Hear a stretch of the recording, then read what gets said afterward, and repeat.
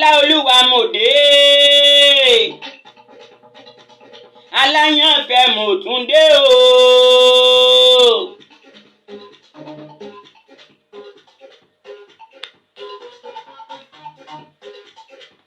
Ọmọ lójú Olúwa mo tún gbére mi dé.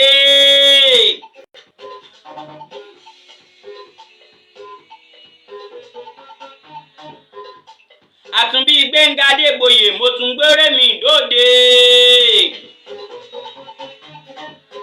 Wọ́n ní Gbénga Adébóyè ti kú. Ẹ má jẹ́ ń tàn yín, Gbénga Adébóyè ti jí padà láti inú mi. Nígbà tí èso ògùn tó ipọ́ lọ́nba mi náà ló kú jórí bẹ́ẹ̀ káàkiri àgbáńlá ayé. Gamburo bí mo ti yọ lónìí àlà funfun gbò láàrin onírúurú aṣọ.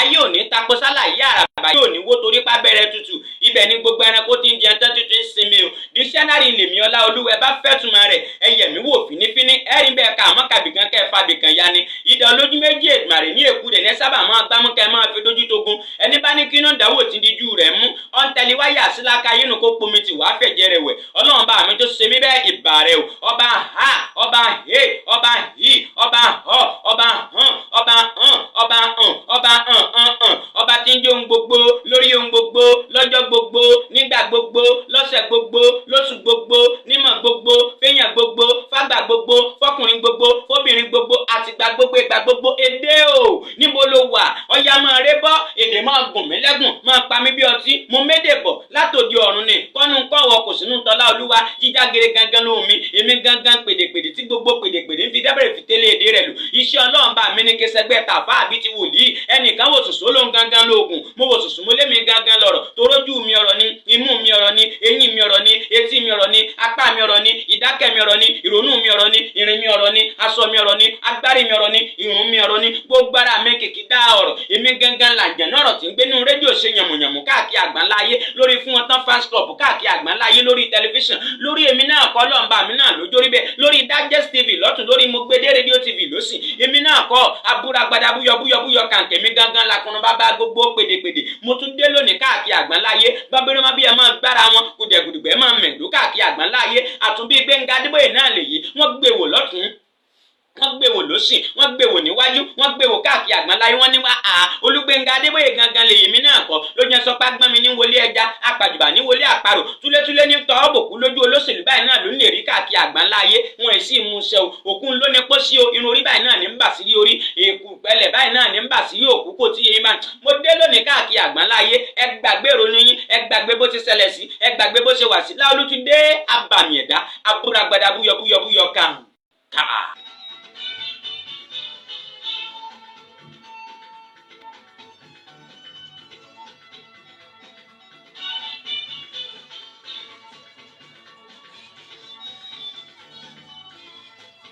Ìkànnì mo gbé dé rédíò TV náà la wà láàárọ̀ yìí bẹ̀lẹ̀ tí ń gbọ́ mi káàkiri àgbáńláyé tẹ́ ti ń gbádùn Ọlọ́run lára mi o lórí mo gbé dé rédíò TV yìí bẹ́ẹ̀ ṣe ń gbọ́ mi ní rédíò bẹ́ẹ̀ lẹ́ ń wò mí ní TV bẹ́ẹ̀ làwọn fún wọn tán fans club náà tún jọyìn àgbàgbé wa káàkiri àgbáńláyé Ọ̀túnba ti wà lójú òpó ó ní live share and correctment ó ti yé wọn káàkiri àgbáńláyé bẹ́ẹ̀ and comment káàkiri àgbáńláyé bẹ́ẹ̀ làwọn kan kí mi pé Mr. Láolú well done lọ́tún àwọn kan sọ pé Mr. Gbénga Adébóyè well done lọ́sìn Àtúnbí àmọ̀tú kí ọ Ọlọ́run náà ló pé orí bẹ́ẹ̀ o Láolú lọ London Láolú àti London dé London guata London guata London dungan London dungan kò tí ì yé yín bá mọ̀ ń bọ̀.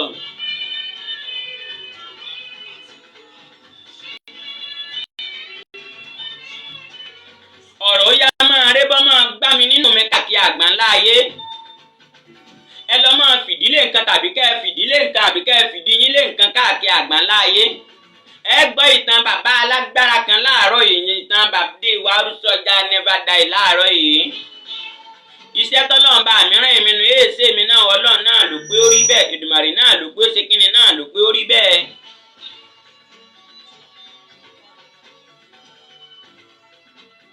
Olúdáyé ìbà rẹ o àkìkìtàn ìbà rẹ ẹ̀yin olólùfẹ́ mi ti gáyàtà láàárọ̀ yìí káàkiri àgbáńláyé kíni ń jẹ́ kíni àná kíni ń jẹ́ agbóró agádágbọ́ kíni ń jẹ́ kíni kan o. ọmọ borí owó rídùn káàkiri àgbáńláyé níṣẹ́ ló ń gbọ́ mi káàkiri gbogbo dúníyàn bí ṣe ń gbọ́ mi ní Mo Gbédé rédíò TV náà tún láìkí ẹ̀ lórí Fún Ọtán fans club yìí o.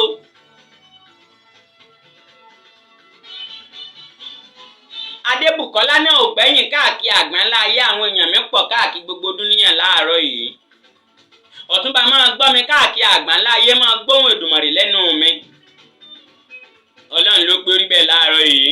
Ẹ gbádùn Ọlọ́run lára mi ńgbà tí ìṣòògùn ńgbà tí ìṣe nǹkan mìíràn.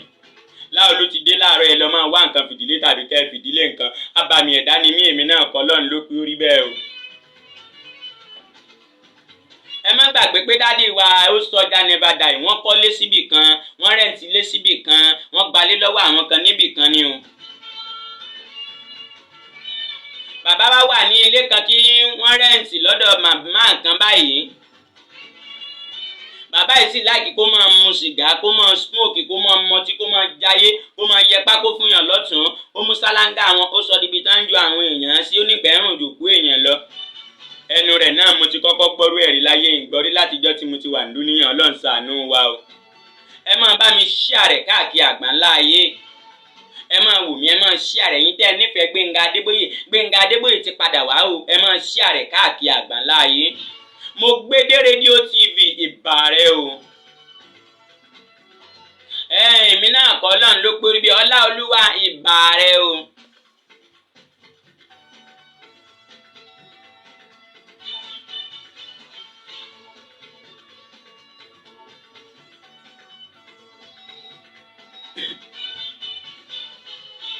Ẹ gbọ́ àgbọ́fikọ́gbọ́n tààrọ̀ yìí láàárọ̀ yìí. Ẹ má wò pé ó pẹ́ díẹ̀ kí n tó bẹ̀rẹ̀. Àwọn kan nígbà tí mo ti kọ́kọ́ go live, kí ló dé tí mo tún kọ̀ tiẹ̀. Ilé bobo kan ló mú kọ̀ wọlé, ló bá tún já kọ̀ kúrò lórí kíní. Mo yẹ mí náà yá já ọ náà dànù, mo fún ní résù àti ẹ̀nà.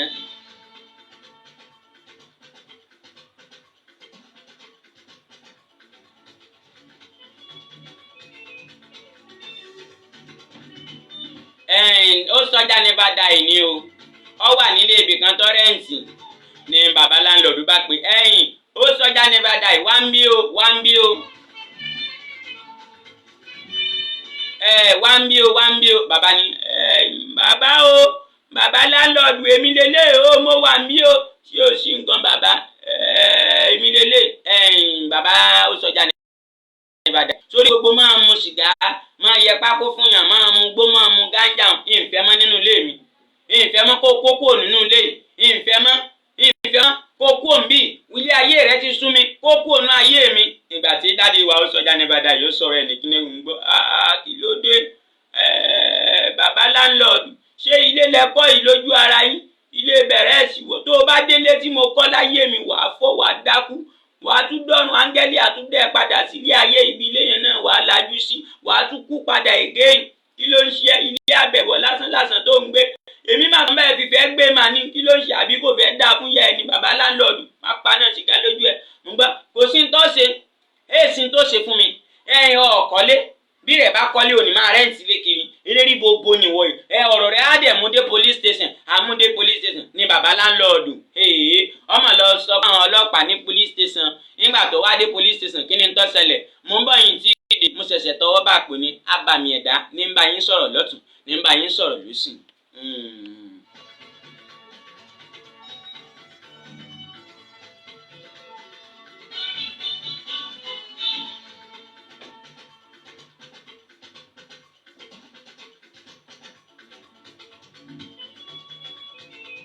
Ìgbà tí wọ́n wá dé police station, bàbá ní ẹjọ́ ẹ̀yin ọlọ́pàá ní ẹ dákun ẹ̀bẹ̀ ni mo bẹ̀ yín. Ẹjọ́ ní máa kan ní o tó rẹ́ǹtì lé lọ́dọ̀ mi. Ó fún mi wàhálà ẹ̀ẹ́dẹ̀kì lọ́sùn, ẹ̀ẹ́dẹ̀kì lọ́sìn. Ọ̀rọ̀ láìfẹ́ ti sú mi. Ẹ wá bá mi arrest ẹ kẹ́ ẹ bá mi gbé, ẹ bá mi tì mọ́lé, káti ẹ̀ má gbúrò ẹ̀ mọ́. Ọlọ́pàá ní no problem náà, ẹ jẹ́ ká lọ sọ́dọ̀ máa yẹn, jẹ́ ká lọ. Ọlọ́pàá bá bọ́nu mọ́tò bọ́m wáò. Ìgbà tí wọ́n délé bàbá láńlọ́ọ̀dù, ṣé wọ́n bá ó sọjà never die ilé àbí wọn bá? Mo ń bọ̀.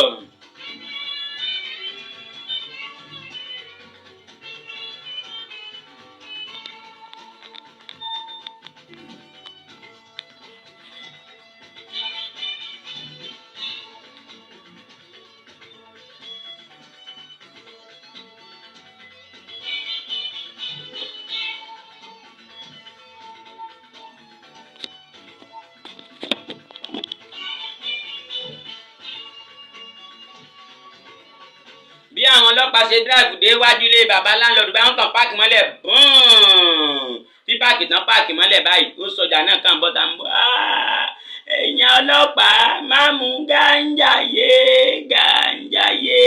èmi mú gánjà o gánjà yé ẹ̀yin ọlọ́pàá báwo ni o lákàyé forí fọ́gbó bẹ̀m̀bẹ̀ntò ìdí arẹrẹ ìdí ìṣọ̀pọ̀nà ṣóṣó eyín ọ̀ka dúdú rakíraki ẹ máa bọ̀ o àwọn ọlọ́pàá ti dé bá wa lálejò o ẹ wá wẹ́kọ̀mù wọn o. bẹ́ẹ̀ làwọn mẹ́rìnwó náà dé lójijì gbàgbàgbà ń bọ̀ ẹ̀yin ọlọ́pàá alpha àná kí ló ṣẹlẹ̀ gọ́gẹ́ wetin dey ṣẹlẹ̀ we want to arrest in this our area we can help you. ọlọ́pàá ní ẹ̀sà ǹjẹ́ ó sọjá ní Ìbàdàn ṣé ẹ mọ bàbá yìí wọ́n láwọn ní láńlọ́ọ̀dù ọ̀dọ̀ yín ẹ̀yin ni wọ́n sọ pé káwá arrest ẹ̀yin ni wọ́n ní pé káwá arrest yín. bàbá ní bàbá láńlọ́ọ̀dù ní kẹ́ wá arrest mi àbí ẹ̀yin ọlọ́pàá ó ṣeré ní jàre ẹ mọ̀ pé mi àti yín pàdíjọ ni wá àjọ wà ní àbí ò tí yé yín bá ní kí ni tó wá ṣẹlẹ̀ lẹ́yìn ẹ̀rùn. àwọn ọlọ́pàá bá jókòó ó sọjá ní Ìbàdàn bá kó ọtí jáde láti inú ilé àwọn ọlọ́pàá bá mọtí wọn bá ṣiṣẹ́ mọ́. bàbá láńlọ́ọ̀dù ní ẹ̀yin ọlọ́pàá ibi mo ní kẹ́ arrest máì ni ọtí lẹ̀ máa mú àwọn ọlọ́pàá ní ẹ̀wò a lè arrest ẹ̀ ilé ìjẹta lè arrest lọ amen.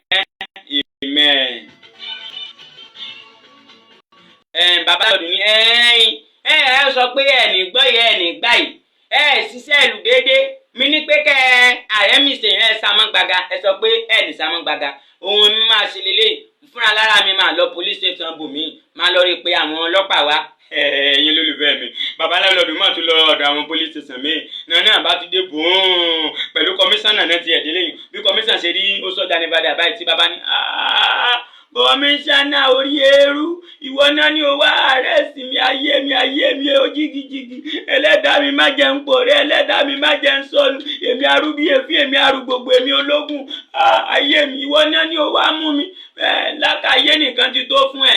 nígbà tí DPO police station orí eérú ó ṣe ọkàn dọ̀bálẹ̀ ni pé kábíyèsí bàbá àgbà lẹ́yìn yẹn kí ló ṣẹlẹ̀ mò ń bọ̀ ohun èdè àlémẹ́lá bàmì ẹ̀dá tí ń gbénu rédíò sọ̀rọ̀ káàkiri àgbáńláyé ẹ máa bá mi share rẹ̀ lọ́tún ẹ máa share rẹ̀ lọ́sì ẹ tẹ́ nífẹ̀ẹ́ Ọlọ́run lára mi tẹ́ nífẹ̀ẹ́ Ọlọ́run lára ẹ̀bùn mi tẹ́ mọ̀ pé Gbénga Adébóyè tẹ́ sọ pé kú ńjọ́ kìíní àná Gbénga Adébóyè òkú ẹ mọ̀ tanra yín jẹ ẹ mọ̀ pé mo lọ pàwọ̀dà ni ẹjọ́ mi lọ rí ìbọ̀wọ̀ ni mo ti tún lé ayé wa yín tẹ́ nífẹ̀ẹ́ Ọlọ́run lára mi ẹ máa share rẹ̀ lọ́tún ẹ máa share rẹ̀ lọ́sì ẹ má gbàgbé ẹ lè gbé kéde àti ìpolówó ọjà yín wá lórí channel yìí káàkiri àgbáńláyé á bá yín ṣe kéde àti ìpolówó ọjà yín náà àbí ò tí yẹyin báyìí á bá yín polówó ìlú ó mọ̀ ọ̀tún ó mọ̀ òsì ó mọ̀ ọmọdé ó mọ̀ àgbà ó mọ̀ mákẹ́tì yóò wà mọ́ gòkè lọ káàkiri àgbáńláyé ẹ bá wa dòwò pọ̀ lónìí kẹ́lẹ́ mọ̀ pé àwa gangan ni ajé ẹ̀yìn àwa gangan lajé.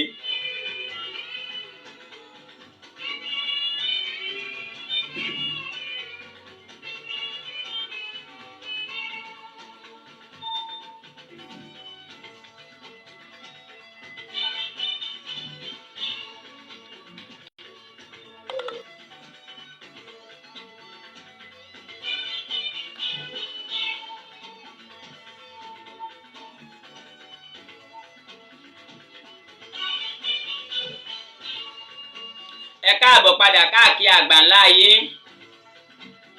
bí ọ̀nà kọmíṣánná ṣe dọ̀bálẹ̀ fún ó sọjá ní Ìbàdàn báyìí bàbá ní dìde ńlẹ̀ dìde ó yá gbé àga kí wọn náà jókòó pẹ̀lú àwọn ọmọ ogun tó kó wá ẹ máa mú nǹkan lọ sí mi lọ́rùn ẹ máa ṣe fàájì lọ ẹ máa jẹ fàájì lọ báwọn náà ṣe bẹ̀rẹ̀ fàájì nù bọ́sẹ̀ ṣe kínú bọ́sẹ̀ mu tínú bàbá láńlọ́ọ̀dù ní ẹ̀ẹ̀kínní ẹ̀ẹ̀kejì ó lè ṣe ohunkóhun fún bọ̀bọ̀ yìí ní ọlọ́mọ ṣàánú mi má màmá sí yẹn gbà báyìí o ẹlẹ́dàá mi mọ̀ ṣàánú mi gbọ́ má sunkún ẹkún òtọ̀ sí ẹ jàre ó mọ tó ṣẹlẹ̀ bẹ̀rẹ̀ láti ibẹ̀ yẹn máa gbálẹ̀ DPO orí eérú DPO pẹ́sẹ̀nsà wèrè ọmọ òfò olórí burúkú ìwọ tó yẹ kó máa gún gbòògùn bẹ lẹ́yìn mi ó ṣe DPO ó ti gbàgbé mutí lọ yín tán ní o wá sí òkú yìí ní àrẹ́sì ìwọ náà bá mi mú màá yẹn kó máa gbálẹ̀ káàkiri kó dẹ̀ máa gbéṣẹ́ fún kó máa rán máṣíìnì lọ máa rán máṣíìnì bọ̀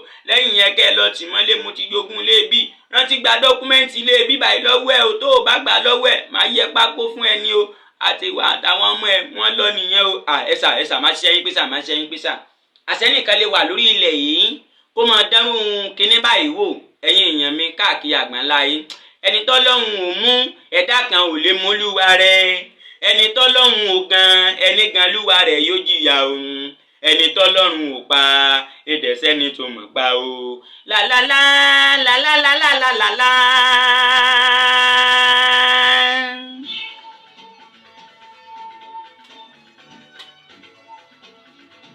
lẹ́yìn èèyàn wá ń kọ́ kí ni tó ti ṣẹlẹ̀ mo mọ̀ pé fẹ́ gbọ́ ẹja fi pamọ́ di next week àbí ò tí ì yẹ yín bá ọlọ́run níjẹ́ ó bàjẹ́ káàkiri àgbáńláyé tẹ́ ẹ ti ń gbọ́ mi ẹ ṣeun láì yọ̀ ọ̀dà fún yín nìkan dààmú ìkéde àti polówó ọjà yín gangan lóyìn important jù lọ́dọ̀ tí wá ń bè ẹ gbé wá àwòbá yín polówó rẹ̀ à ń sọ̀yún lọ́wọ́ ni Dr. Wọlé Abíọ́dún ọmọ rẹ̀ promoter mi nù producer mi jàre bọ́rọ̀ bá ti pọ̀jù ọpọlọ èèyàn ní fapo producer mi ni oníbà mi ń ṣe gbogbo ẹ̀ lọ́dún níbà mi ń ṣe lóṣù ayé rẹ̀ ò ní bàjẹ́ tí ò ní tàbí táyà gúgúrú ọkọ̀ ọmọ lọ́rí ọmọ bọ̀rẹ̀ ò ní jáàmù ó lè sàmì ni kó o sì bá mú wàdúrà ni o rántí pé mo fẹ́ gbowó kọ́ ọ̀rẹ́ mi létí pé mo fẹ́ gbowó lọ́wọ́ rẹ̀ àbí ò tí ì yọba ọ̀gá wa náà lókè lọ́mú kí ẹ̀yin náà ẹ mọ̀ ṣe wájúwájú lọ pẹ́ẹ́bì tí rí sí wájúwájú náà lẹ́yìn náà mọ̀ lọ bẹ́ẹ̀ ṣe ń tẹ́tírì láti ọ̀dọ̀ yín lọ bẹ́ẹ̀ níhàn lọ́dọ̀ wa bí mo ní à ẹ wá gbà mí o kọ̀ǹpútà máa ń ṣiṣẹ́ fúnra rẹ̀ àwọn tó sọ pé ní ríra mi bí mo ṣe ń ríra mi ń bì mo ríra mi ń bì mo ríra mi ń bì mo tún ríra mi ń bì mo tún àrárá ẹ má jẹ́ sọ pé mo ríra mi bẹ̀ kí n má parí ètò tán kọ́ mọ́ ní dọ̀bálẹ̀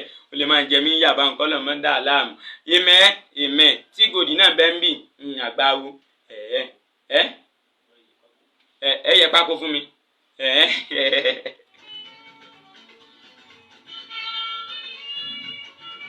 nígbà tí mo wà ní Òṣogbo ní àná mo bá ní kí n lọ wọ mọ́tò tó lọ sí Ìbàdàn kí n máa bọ̀ wálé bàbá tó bí mi lọ́mọ jàre ọdún náà ọmọ Ọ̀ṣun lèmi náà níbi ilé ọdíò mo jẹ́ ń ti kọ́kọ́ bí mi gbàgbà tí wọ́n jẹ́ Gbénga Adébóyè báyìí mo gbàbẹ̀ kọjá báyìí mo ní kí ló ṣe léyìí mẹ́ àwọn kan ní Gbénga mo ní ìwọlé máa bọ̀ mo ní ìwọlé ẹ̀fímílẹ̀ mo kàn lọ́ọ́ tèmi báyìí ni Ọlọ́run ṣàánú wa ìgbà mo wá ń bọ̀ mo wá ń tọ̀ síbi ìkan bí tí wọ́n ṣe bí fúláwà sí báyìí ẹnì kọ̀ọ̀kan ni ọ̀gbẹ́ni kí ló ṣe tó ń tọ̀ síbẹ̀ nǹkan ṣe yàrá yẹ̀ mi kò fẹ́ dá fún ọ náà kò fẹ́ àmúgbọ́ ilé ìfẹ́ burú díẹ̀ ilé ìfẹ́ burú mo ní wá mo burú o mo sán lórí ẹ kò fẹ́ dá fún ẹni òun náà ni kò fẹ́ dá fún ẹni ni ó kàn ní orí ẹ̀ ò pé ni èmi náà ni orí ẹ̀ ò pé ni ilé ìsunu ni ìwọ náà sunu ni màá gbá etí ẹ̀ mo ní èmi náà gbá etí ẹ̀ màá yan ilé ìbọn mo ní ìwọ yìnbọn tí ó bá ní dàn lára ẹ padà àbó òṣì máa ni wọn kàn sá lọ dànù ni èmi ní jẹ́ ọ̀pá mi dànù àbí ẹ̀rọ òun ẹ̀bí ṣe ń lé ni yóò ti pa mí yóò ti nà mí tán kẹ́yìn ara ilé gan tó gbọ́ èmi àmọ́ mi lè kú mo ti kú tẹ́lẹ̀ mo ti wá tún lé ayé wá báyìí amen eriwo ìyá Jésù Olúwa wa àmín Tabligh Allahu Akbar ẹ má gbàgbé mo gbé dé rédíò TV láwa yìí wẹ́bsáìtì tiwa www.radio.mogbede.co.uk mo gbé dé gbogbo ẹ̀ náà mo gbé dé.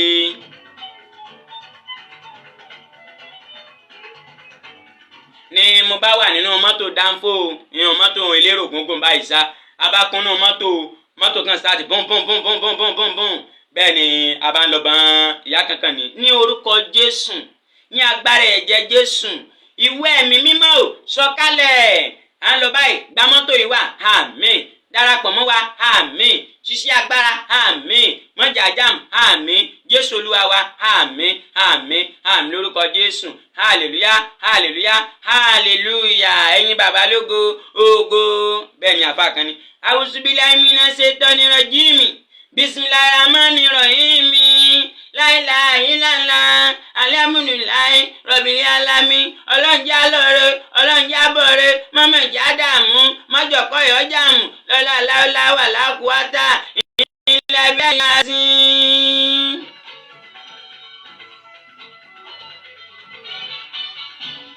àdúpẹ́ ńgbà tá a fà náà wá ṣàdúrà tí wọ́n tán bàbá kankan ní ifá iwájú ọpọ́n gbọ́ ò ẹlẹ́rìí ìpín ẹ̀yin èèyàn mi ò dànù màgà tá a jọ wà nínú ọkọ̀ yẹn yẹn máa ṣàṣẹ ká lọ rí àṣẹ ká bọ̀ rí àṣẹ bọ́mọ rí ti ń lọ rí títí ń bọ̀ rí káwa náà lọ rí ká bọ̀ rí àṣẹ. nígbà tí a wá ṣàdúrà èèyàn tán a bá ti ń lọ o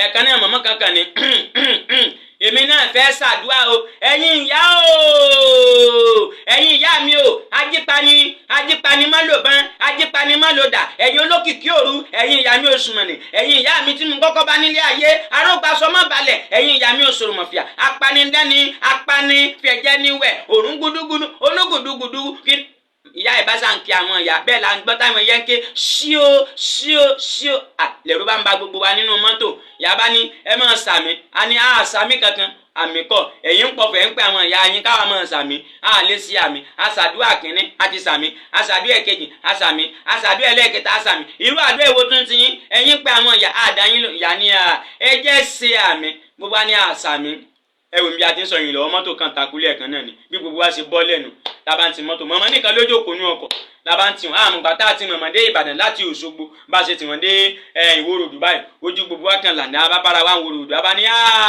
ẹ gbà wá o.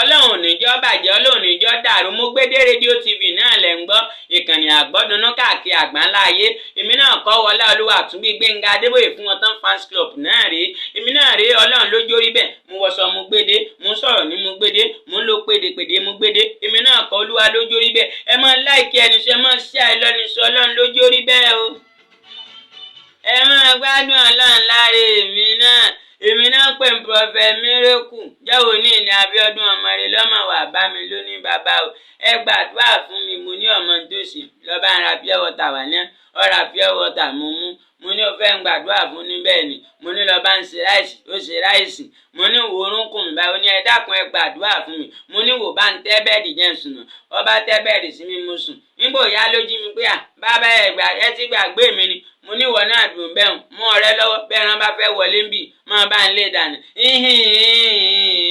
bàbá o.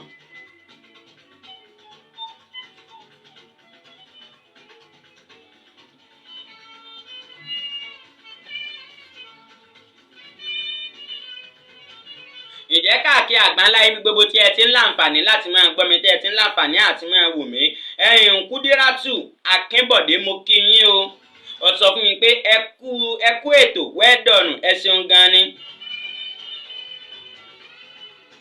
Kàrífà Ridwanu mo kí wọn náà Ọ̀tẹ́láre yọ̀ọ̀dà fún yín Ọ̀tẹ́láre gbogbo ẹ̀ mọ́ra wọn òun náà ní wẹ́ẹ̀dọ̀nù ó kọ̀ rẹ lọ́pọ̀ tó bá ń ọmọ porí ọ̀rọ̀ mu wà lọ́wọ́ ọ̀rọ̀ ń gùn mí ni ọ̀rọ̀ dọ́là ni ok. Olúmídé náà tún ń kí mi Olúmídé MC Adébáyọ̀ òun náà ń kí mi ó ní wonderful ni bọ̀bọ̀ yìí o Miracle ń bọ̀bọ̀ yìí ó ta lẹ́nu gan Ọlọ́run òjò sọ pé wèrè ń bọ̀bọ̀ yìí yìí bá wọnú fóònù wa yẹ pákó fún ni Ọlọ́run ló gbé orí bẹ́ẹ̀. Ẹ má gbàgbé mo gbé dé rédíò TV náà la wà káàkiri àgbáńlá ayé ẹ̀sìn gan ni. Abíọ́dún ọmọre ọ̀nà wà ń bí lọ́jọ́ tó mọ́ ń bọ̀ náà ẹjẹ́ àfẹsẹ̀ rájò kémi náà ti ẹ̀sẹ̀ omi mu ẹ má gbé kó ń bẹ́ o à ń bọ̀ àti ìdè ọlọ́ọ̀lùwà.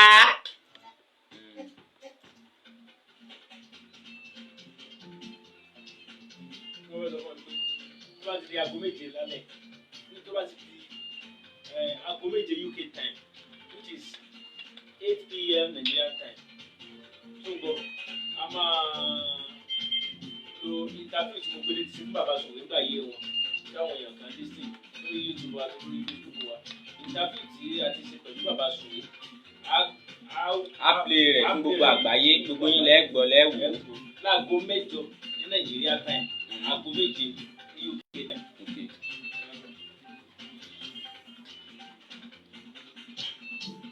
Ẹ tún káàbọ̀ kadà káàkiri àgbáńlá ayé káàkiri gbogbo ọdún níyàn o. Gbogbo yín náà lẹ́ ń gbọ́ pa ẹkú alágbára òṣèré tíátà kan tá a mọ̀ sí bàbá Sùwé tí èrùpẹ̀ ilẹ̀ ti fi ẹran ara wọn àti ẹ̀jẹ̀ ara wọn fi lánú jẹ tó nípò ńlọ fún wọn àmọ́ ẹ̀mí wọn lọ́lọ́run sọ wípé kó máa mú lọ Ọlọ́run sì ti tẹ́ wọn sí afẹ́fẹ́ rí káàkiri àgbáńlá ayé. Ó wá ní interview kan tí ìkànnì mo gbé dé rédíò TV tí a ti ṣe fún wọn ọ̀gá ló ní sọ fún wa náà látòkè wá àṣẹ ló wá látòkè wá pé kí n kéde ẹ̀ fún yín. Ó ní interview kan tá a ti ṣe fún bàbá Sùwé ńgbà kan rí á play rẹ̀ ní ìkànnì mo gbé dé rédíò TV lónìí ní Nàìjíríà ní aago 8 la play rẹ̀ aago 8 lápìlì rẹ̀ títí wọ bí aago 9 lẹ́gbọ́ interview àwọn alágbára ọ̀hún àfọ̀rọ̀ wá bàbá Sùwé lẹ́nu wò gbogbo ẹ̀ lẹ́gbọ́ àmọ́ ní UK lọ́hùn aago 7 ni lápìlì rẹ̀ ní ti UK lórí tẹlifíṣàn wa àti ní rédíò wa ní UK lọ́hùn ìtàn bàbá Sùwé ọ̀rọ̀ nípa bàbá Sùwé bí bàbá Sùwé ṣe bẹ̀rẹ̀ fíìmù ta ló mú wọ fíìmù ta ló kọ́ ń fíìmù ta ló ń kọ́ ta ló ní kó máa wò mí ta ló ní pé bó bá ti fẹ́ sílẹ̀kùn níbi fíìmù pé kó má sílẹ̀kùn tààrà pé kó máa wo kámẹ́rà gbogbo ẹ̀ ní bàbá Sùwé yóò ṣàlàyé fún yín káàkiri àgbáńlá ayé.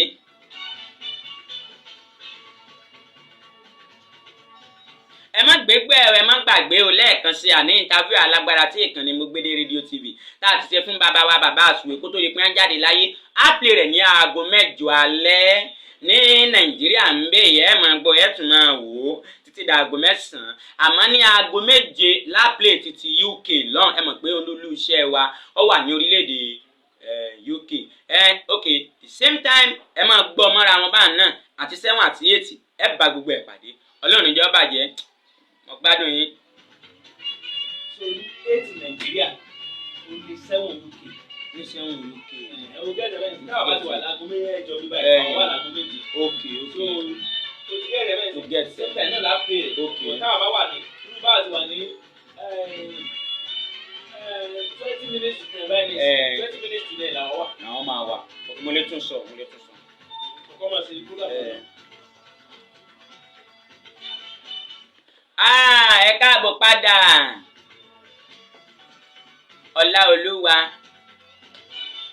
Ọláolúwa fún wọn tán ò mo gbére mi dé Adébóyè lọ́mọ náà ò mo gbére mi dé Mogbede rédíò TV lóyí ilé yìí ibẹ̀ ni mo wà yìí lọ́wọ́lọ́wọ́ o everybody tó ń gbọ́ mi ni mo gbé dé ẹ kú oríire bẹ́ẹ̀ ṣe ń gbọ́ mi lọ́wọ́lọ́wọ́ o Ọláolúwa fún wọn tán ò mo gbére mi dé Ọláolúwa fún wọn tán ò mo gbére mi dé India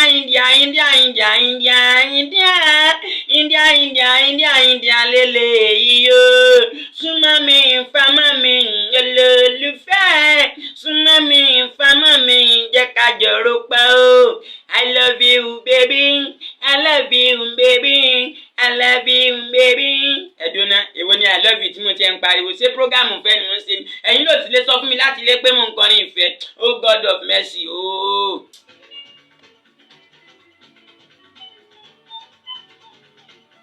ọjọ́ kan báyìí ni àwọn olè wá sí àdúgbò ọ̀dọ̀ wa náà bá lẹ bánà káàkiri mi ò rírú wọn rí o wàlẹ́ Ọlọ́run bá mi gbọ́ bọ́ stop báyìí náà dúró ara wọn báyìí wọ́n wá lẹ sáńbọ̀dù pé àwa amúrọ̀bà we are just coming time báyìí ládùúgbò wa ní báyìí ní báyìí náà bá lẹ kìnìún gbogbo wa ẹ̀rù wa ń bá gbogbo àwọn èèyàn ẹ̀rù báyìí mi ò torí mi gan fúnra lára mi bí pírẹsidẹ́ntì ẹgbẹ́ mi bá wò mí láwòjù àyà rẹ̀ lè máa já ìdẹ̀rù bàyìn bẹ́ẹ̀ ni tọ́lọ́run bá parí iṣẹ́ ni o ẹ ti jẹ́ máa bẹ̀rù ẹ jẹ́ máa sọ lọ jàre ní àwọn olè bá lẹ pósítà káàkiri wọ́n tún lè á ń bí ilé ọlọ́pàá kan kò sùn mú wọn làwọn ń bá àwọn fẹ́ wá rọ́ọ̀bù gbogbo àdúgbò kálukú wá wà nù ilé eégún kan báyìí bá wá jáde táìmù tí eégún jáde ní òru tiẹ̀ náà ni àwọn olè náà ń rédìí bọ̀ bẹ́ẹ̀ ni eégún àtọlọ́kọ̀ rẹ̀ ń pé àríwò akúpi àríwò akúpi àwọn olè wá ń gbọ́ àìwọ̀ ẹ̀ wọ́n wá rò bóyá àwọn ọlọ́dẹ ni wọ́n kàn sún eégún látẹ̀yìn wọ́n kàn sá eégún ní àdáni àfi gbá mú gbọ́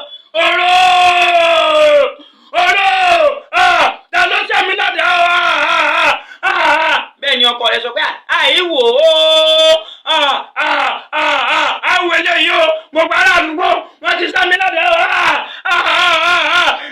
èmi lẹ́gùn o èmi bàbá Bàṣírù lẹ́gùn o mi ì sáré ọ̀run o. mo ní àṣeégún náà àṣeèyàn tiẹ̀ léégún kọ́lọ̀ ń ṣàánú wa. gbàgbé ìrònú náà ni ètò tẹ́ ń gbọ́ látẹnu Ọláolúwa Àtúnbí Gbénga Adébóyè spirit Gbénga Adébóyè fún wọn tán íńtánẹ́ẹ̀tì náà lè ta ló sọ pé Gbénga Adébóyè ò tí ì padà wá ẹ ń tara rẹ̀ jẹ ni àwọn kan máa sọ pé ó dàbí Gbénga Adébóyè yóò àná ti Gbénga Adébóyè bọ́bá mọ̀rú àlùjànnú tí ń gbé náà mi sọ̀rọ̀ bá káàkiri àgbáńlá yóò mọ̀ pé ọ̀rọ̀ ń gbé lára bọ̀bọ́ yóò ojú ọ̀rọ̀ imú rẹ̀ ọ̀rọ̀ gbogbo ara rẹ̀ kìkìdá ọ̀rọ̀ káàkiri àgbáńlá ayé mi náà kọ́lọ́ náà ló gbórí bẹ́ẹ̀ káàkiri gbogbo dúníyàn ìkéde àti polówó ọjà yín náà lọ́jà jíjàre that's ladies and gentlemen men. ọjọ́ wo ni mo wà nínú yàrá mi fún mi kan ní gírígírígírígírí mo mo bá ní ẹ̀ ló ta nìyẹn o. I am MKO Abiola báwo ni o. Mo ní ìwọlé ọmọ ṣàánú mi MK Abiola sí òsì nǹkan. Bá mi sọ fún Abíọ́dún ọmọdé pé mo fẹ́ wá rìkọ́dù jíngù kan lọ́dọ̀ ẹ̀. Mo ní tí gòjì àbí kí ló ń jẹ́ òun náà wà bí òun ẹ̀jọ̀ máa rìkọ́dù ẹ̀ papọ̀ èmi ò sí ilé o. Níbo ni wọ́n lọ. Mo ní mò ń jáde ní mo lọ sọ́dọ̀ Ọ̀túnba àti ọ̀dọ̀ bàbá Amúgbédé rédíò TV ní UK. Ókè ìwọ máa lọ ṣé bọ̀bọ̀bọ̀bọ̀bọ̀ tí gòrì tó ka ní ìsìláàárọ̀ yẹn ṣoṣoṣoṣoṣo ó lè bá mi wọ kọ́ńsù sẹ́sẹ́ mi.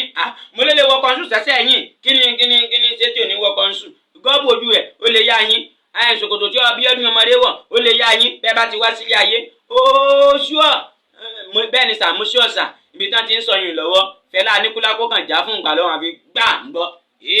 Omi ò lọ́ọ̀ta wọ́ọ̀ta iná gẹ́tì ẹnìmì Láolúwa. Mo ní Fẹlá báwo ni o. Mo ń paná sìgá bíbá lọ́wọ́ ni o. Mo ní Fẹlá ó mu sìgá lọ́rùn. Èmi mu sìgá o sìgá yẹn lágbára gba ọmọ ìyá mi sí wà mú mo lọ́lọ́ ní jẹ́ èmi ò mu sìgá o tí o tiẹ̀ fẹ́ gbọ́ sìgá kọ́ mu.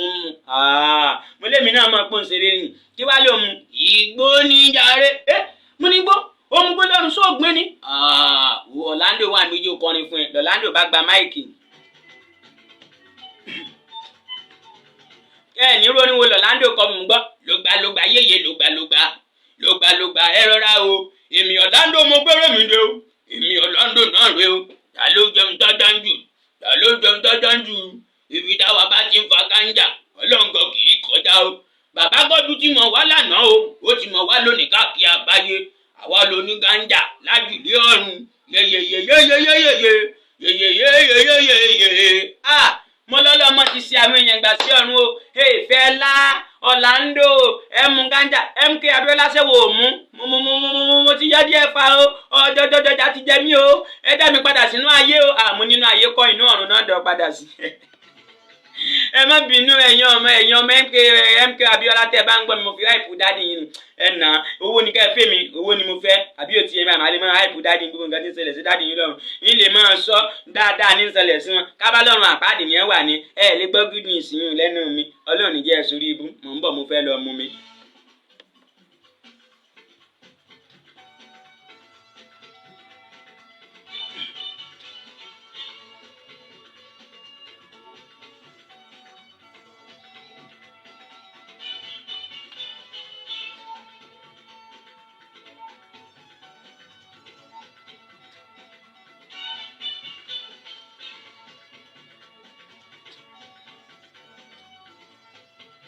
Ẹ tún káàbọ̀ padà káàkiri àgbáńlá ayé. Mo mọ̀ pé ẹ ti gbọ́ àwọn ẹ̀fẹ̀ àgbọ́dúnú lẹ́nu mi láàárọ̀ yìí Láolú abàmì ẹ̀dá. Èmi náà kọ́ Ọlọ́run mi náà lójó rí bẹ́ẹ̀ káàkiri àgbáńlá ayé lórí Amúgbédé rédíò TV lórí Fúnmọ̀tán fans club. Abúragbada búyọ kàǹkà káàkiri àgbáńlá ayé mi lábàmì ẹ̀dá tí ń bá gbogbo rédíò gbogbo àti tẹlifíṣàn àgbáyé ṣiṣẹ́ pọ̀. Ọjà ti jẹ kínní. Ọ̀túnba ókè Ọlọ́run níjọ́ bàjẹ́ gbogbo yín ni mo kí o. Àgbọ́ fi kọ́gbọ́n tààrọ̀ yìí ó mọ̀ lágbára. Àgbọ́ fi kọ́gbọ́n àgbọ́ ronú ẹ̀já máa ṣe dáadáa. Ọ̀rẹ́ mi má wá wàkúwà ìwàkúwà máa ń mú kéèyàn sì wàwù ní o. Má wá wàkúwà nílé ayé rẹ bó bá ti ń wá wàkúwà ń dára rẹ láàmú ni ìwàkúwà ọmọ dáa máa nǹkan mọ̀ ní níbẹ̀rẹ̀ ayé ẹ̀ wá o. Ó kúndùn kó máa wá wàkúwà ó kúndùn kó máa rin ìrìnkúrìn ó kúndùn kó máa ti ìṣekúṣe ó kúndùn kó máa jẹ ìjẹkújẹ ó wá ń wá owó ó ń wá owó lọ́tùn ó ń wá owó lósì ó lòun fẹ́ lówó káàkiri àgbáńlá ayé. Kò mọ̀ pé béèyàn bá ti ń kánjú tulú ọ̀rán igba olú ọ̀rán kan kò lè kún kòkó ọbẹ̀. Ọ̀rẹ́ mi ti ń gbọ́ mi lónìí mọ́ kánjú tulú ọ̀rán o máì mọ̀ lọ sóògùn owó mọ̀ ní náà bá sọ fún mi tó ti sóògùn owó wípé kò gbọ́dọ̀ sùn ó pé láti àárọ̀ àtọ̀sán àtalẹ́ àtọ̀gànjọ́ òru wípé kò gbọ́dọ̀ fojú kan oorun nílé ayé rẹ̀.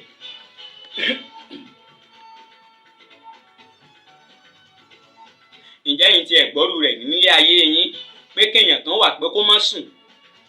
Son of Gbenga Adeboye, son of Prince Gbenga Adeboye. Alright Ọ̀túnba he will reply you. That's my management in all over the world. My good management. Ọ̀túnba máa reply lọ. Kọ́mẹ̀ntì ti gba nǹkan rúkúdùkú kó ti gbé nǹkan mi. Ọ̀túnba máa báṣẹ́ rẹ lọ. Oh my God mẹ́ò. Yọ̀dà fún ọmọ tìrì. Ẹ máa tẹ lọ́fẹ̀ẹ́ máa tẹ láìkì. Máyì mà lọ báwọn àgbààgbà lóhùn. Wọ́n mà bá ṣe nǹkan burúkú yìí. Ó mà di pé kì í máa sùn láàárọ̀, kì í máa sùn lọ́sàn-án, kì í máa sùn lóru. Lówó bá dé, owó búyọ lọ́tùn, owó búyọ lósì. Ìgbà tí mo rí ẹni tí mo kì í pa tí ó buwó lù mí àyè. Ó náwó bí àpáàrà.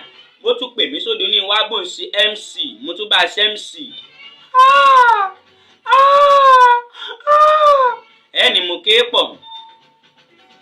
Bẹ́ẹ̀ bá wọ ọkùnrin lọ sí ọ́fíìsì rẹ̀. Á fún yín lówó, á fún yín lọ́lá. Ó ń gun mọ́tò tó wù ú, ó ń ṣe nǹkan tó wù ú. Àmọ́ kìí máa sùn. Ṣé èèyàn lè wà láyé kéèyàn má sùn?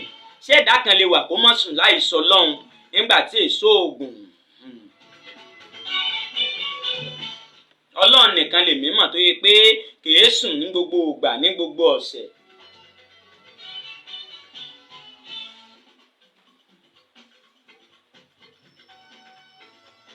Ọlọ́run nìkan ni kì í sùn, ó nìkan ni kì í wo. Máa yí kì í máa sùn, kì í máa sùn rárá. Ó bá bẹ̀rẹ̀ sí ní tóbi, gbogbo ọmọ ìkáwọ́ ó ń fọn, ojú rẹ̀ ń yọ gùdùgbẹ̀. Ìsàdédé ló bá lọ ra gọ́ọ̀bù dúdú kan ló bá ń dé sójú pé káwọn èèyàn má bàa gẹ́ẹ̀tì òun pé ojú òun ń wú káàkiri àgbáńlá ayé. Ẹ̀mí ìbínú wọn ń pè mí lórí kọ̀ǹpútà alágbára abàmì tí ń bẹ ń bí ni o. Okay. Àwọn áńgẹ́lì ní ń bá mi ń sọ̀rọ̀. Ẹ rí i pé spirit ló ń bọ̀bọ̀ yìí. Ẹ jẹ́ ń padà sórí ilé mi o. Ẹ̀yin olólùfẹ́ mi, máì máa lọ ra gọ́ọ̀bù dúdú ńgbà tójú ẹ ti ń wú, tójú rẹ̀ ń wú lọ́tùn, tójú rẹ̀ ń wú lósì.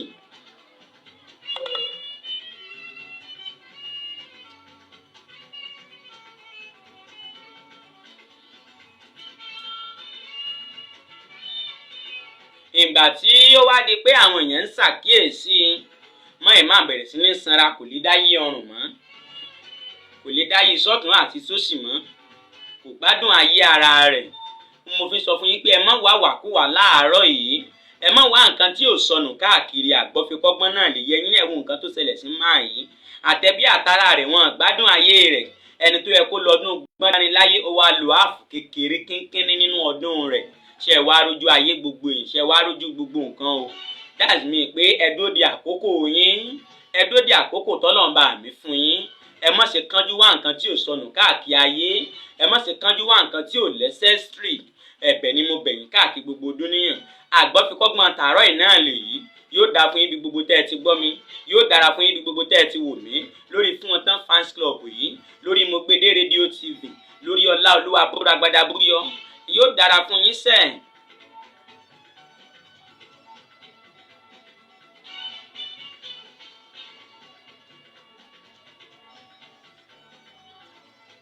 Later. Akínyẹmí ń tó béèrè fún later a máa fún ẹ. Later mo máa fún ẹ. Yóò dà fún Akínyẹmí. The Felix Akínyẹmí, can you give us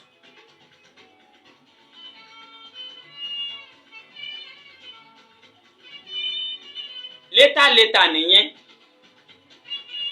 Later you will watch me. Ẹ̀yin olólùfẹ́ mi, ẹ má wá nǹkan tí ò sọnù káàkiri àgbáńlá ayé.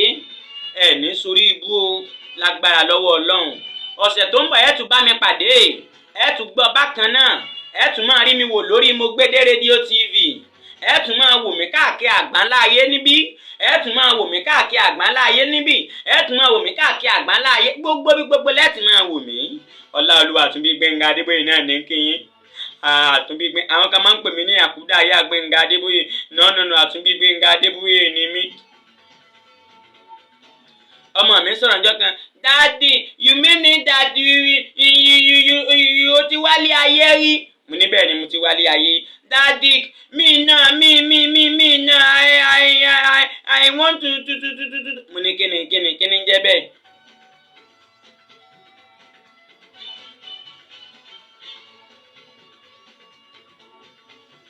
Alárí ọmọ ńlá pírẹsẹ̀ntà máa gbọ́ mi mo rí bèbí rẹ gidigbàǹgbà. Mo gbé dé rédíò TV kò ní laná, mo gbé dé rédíò TV kò ní jóná. Èmi làlùjànnú pèdèpèdè tí ń sọ̀rọ̀ káàkiri àgbáyé. Alágbára ọmọ ni mí, mo kí yín káàkiri àgbáláyé. Felix Akínyẹmí, mo rí ọ pẹ̀lú àtàǹpàkò rẹ pẹ̀lú gúùdù rẹ. Bẹ́ẹ̀ ni ẹgbẹgbẹ̀rún bílíọ̀nù ń gbọ́ mi káàkiri lórí Mo Gbé Dé rédíò TV. Fún wọn tán fans club ò gbẹ́yìn. Ẹ máa share ẹ̀yin tẹ́ nífẹ̀ẹ́ Ọlọ́run lára mi tẹ́ gbádùn mi ńgbà tí mo kọ́kọ́ wà láyé tí mò ń jẹ́ Gbénga Adébóyè. Ẹ máa share lórí Mo Gbé Dé lórí fún wọn tán fans club. Èmi gangan làǹjẹ̀nú oníràwọ̀ ọmọ abàmì ẹ̀dá. Èmi náà k'Olúwa lójú orí bẹ́ẹ̀. Ọlá Olúwa èmi náà rèé.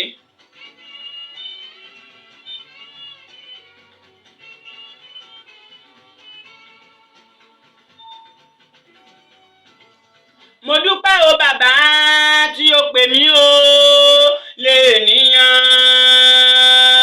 lènìyàn. Mo dúpẹ́ o bàbá tí o pè mí o lènìyàn. Ogun táyé gbé ó ti yí lé wọn lórí. Èrò tọ́ta gbà Olúwa ti ilẹ̀kùn mọ́ wọn. Mo dúpẹ́ o bàbá tí o pè mí o lènìyàn o. A ọ̀pọ̀ ti kú, ọ̀pọ̀ ti lọ. Ǹbẹ́ni tí ò ní dọ́là ò ní lákú.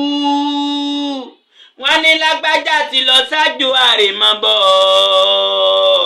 Wọ́n ní lámọ̀yín náà tún lọ àòtúrí mọ́ láéláé.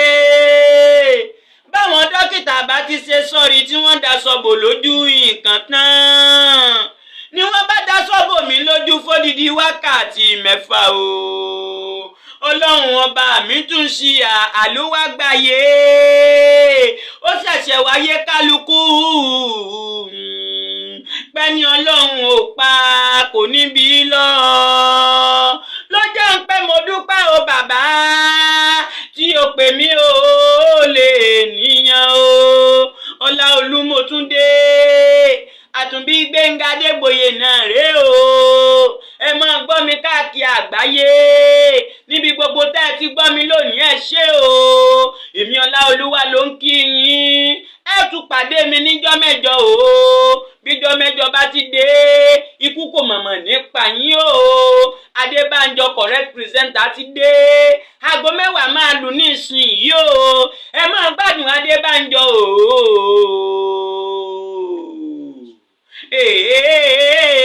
Ẹ má gbàgbé lórí ti bàbá Sùwé bí aago 9 alẹ́ òní bá ti lù, ẹ máa gbọ́ ìyún bàbá Sùwé. Interview tá a ṣe fún bàbá Sùwé níkànnì Mo Gbé Dé rédíò TV. Ọlọ́run níjọ́ bàjẹ́, Ọlọ́run sì ní.